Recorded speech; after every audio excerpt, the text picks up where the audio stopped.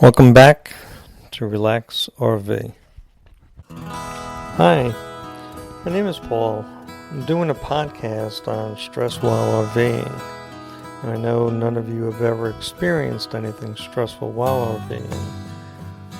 Well, perhaps a little bit.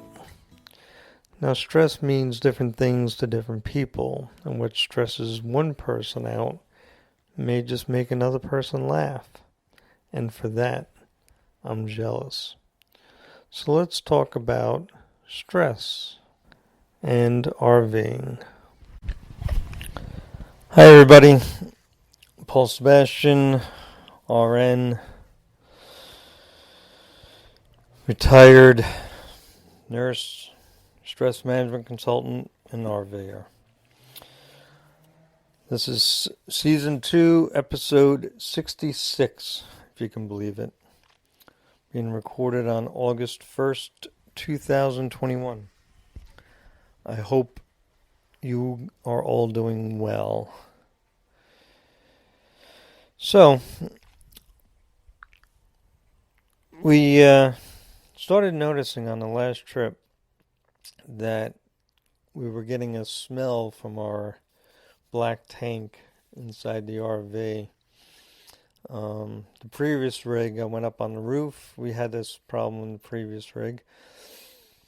And I went up on the roof and I installed a vent that drew the gases out of the black tank as you drove. It drew them out and vented them.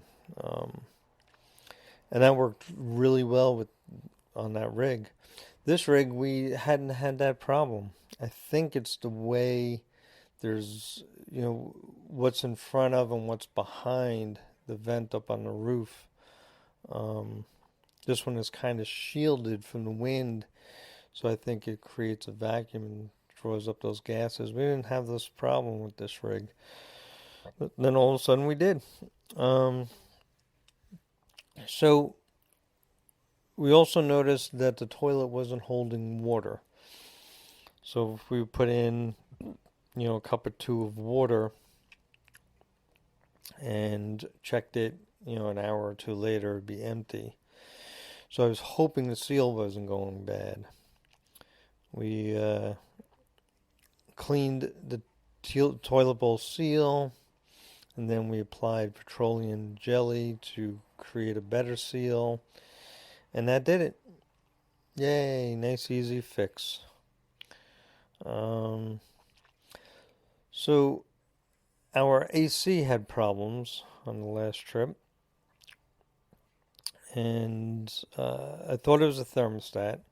In the middle of the night, we noticed that if I had the thermostat, we have a programmable thermostat in our Thor Ace.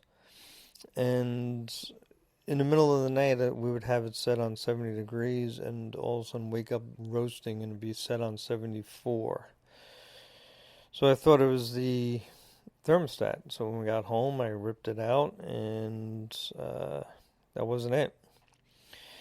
So it turned out to be up in the air conditioner up on the roof, there's a control box.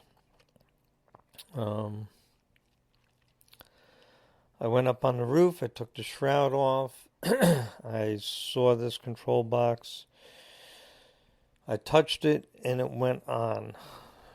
So, I figured, well, it must be this control box.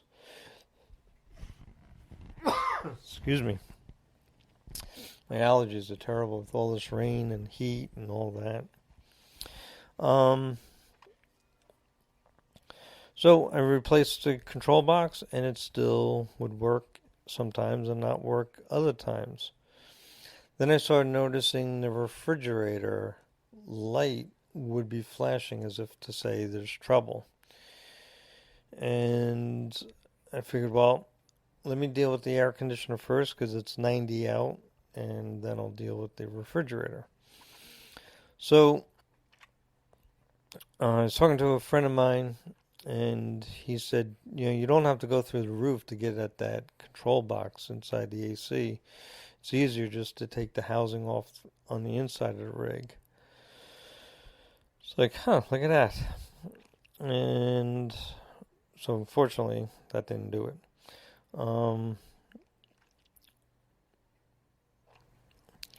So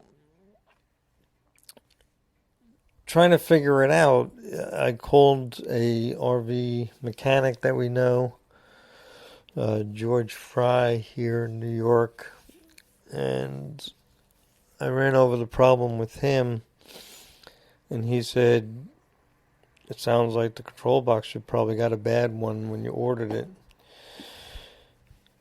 So I said, well, here's the issue, George. We have no electricity sometimes going to the control box. He says, well, then you got to trace these wires all the way back to the thermostat and then trace them before the thermostat. So I started tracing the wires, and I noticed there was a fuse that was flashing. It wasn't red lit that it was bad, and it wasn't not lit at all, meaning it was good. And it turned out to be a 15 amp self-resetting fuse. I'd never seen one of these. So if it got tripped, it would just wait a few minutes and then reset itself. So apparently what was happening was sometimes it would work, sometimes it wasn't, because this fuse was bad. Now, Thor, in their infinite wisdom, along with the air conditioner start switch, it only takes a few amps to get that switched, activated. So they wired it into this fuse. They also wired in the furnace. And I kind of get that because the thermostat is running the furnace. And it's also running the refrigerator. Now, what kind of sense does that make? I have no idea. I'm not an electrician. I just don't get it. A lot of times I just shake my head. So I ripped out the 15 amp fuse. I put in a new one.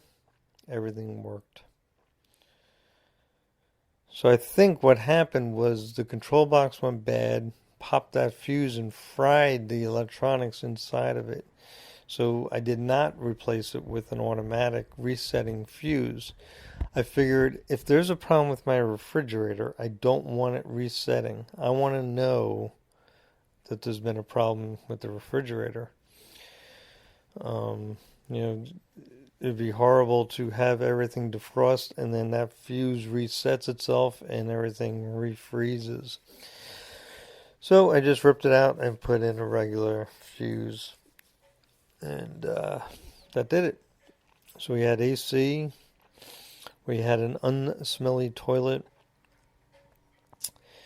And we were ready for our trip.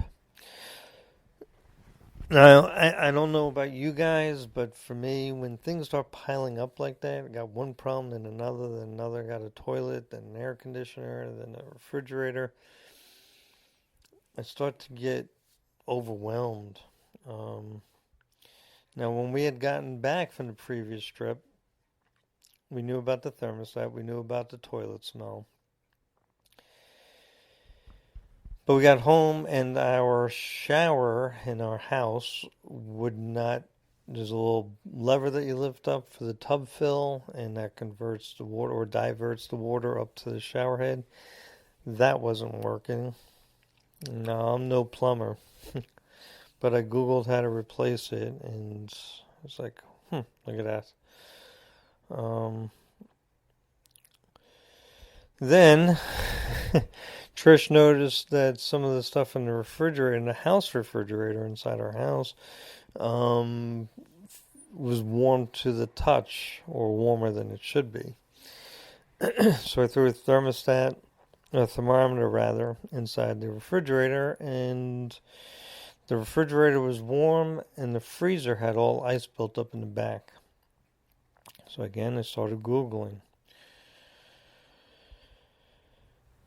So I had all these issues going on, and what I did was I broke it down by what was the most important and what was the easiest and tackled those first. So the shower head, that was pretty easy. You just unscrew the tub fill and you buy a new one and you throw in a couple of adapters to get it to fit, and that worked. The next one was the refrigerator. Now, we have a second refrigerator freezer in the basement, so that was good. We have a refrigerator freezer out in the RV, so that was good. But it wasn't working so well. And we also had the outdoor refrigerator on the RV, and that one was working fine. So I said, well, that's the next thing on our list. So I Googled the symptoms of the refrigerator, and I found this YouTube video.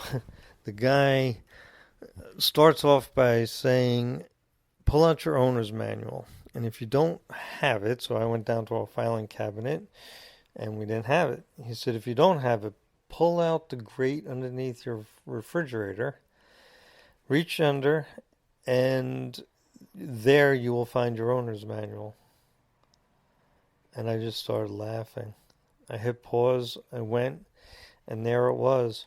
So inside the owner's manual, you used the light switch. When you open up the door, the light comes on. You punch a code into that switch by touching it numerous times, and it sends the refrigerator into a test mode. And from there, you can test all the different things, and it turned out we had a bad fan and fan motor. So I ordered a new one and Googled how to replace that and put that in. Then it was the air conditioner, and then the toilet. Now, in the old me, before I got into stress management, I'm talking 30 years ago, I would have been overwhelmed. I would have shut down and not gotten anything done. So I'm different today. Thank goodness. So, we got all that done. The air conditioner started working the day before we were leaving for the Finger Lakes. So we headed out on Sunday, July 18th, 2021, to the Finger Lakes in New York State. This area, if you're not familiar with it, it's a great grape growing region. So there's a lot of wineries up there, and where there's wineries, there's breweries, distilleries, and there's a town nearby called Ithaca, and their motto is Ithaca is gorgeous. Now, I'll get more into that later on. So, we decided we were going to stay about a week and a half up in the Finger Lakes. So we stayed just outside the town of Watkins Glen the first night. And we spent the first day exploring waterfalls and walking town. The next day we headed over to Watkins Glen State Park. We had 3 nights reserved in the park. We've been wanting to get to this park for 3 years, and we always waited till the last minute and said, ooh, let's go there. And of course, we're always full. So this time was a few months before we left, or a couple months before we left. I went on their website, I looked for an available site, and we knew we wanted 3 nights. But we couldn't get the same site for 3 nights, so I waited 3 or 4 days, went back on, and there it was. So we reserved it. So we finally got to Watkins Glen State Park, and we were not disappointed. Unbelievable. It had been raining and pouring. The old man was snoring all over New York for July, early July. And these waterfalls were raging. Unbelievable. talked to a local up there. She said she grew up and has lived there for her whole life, and she never remembered the gorges running the way that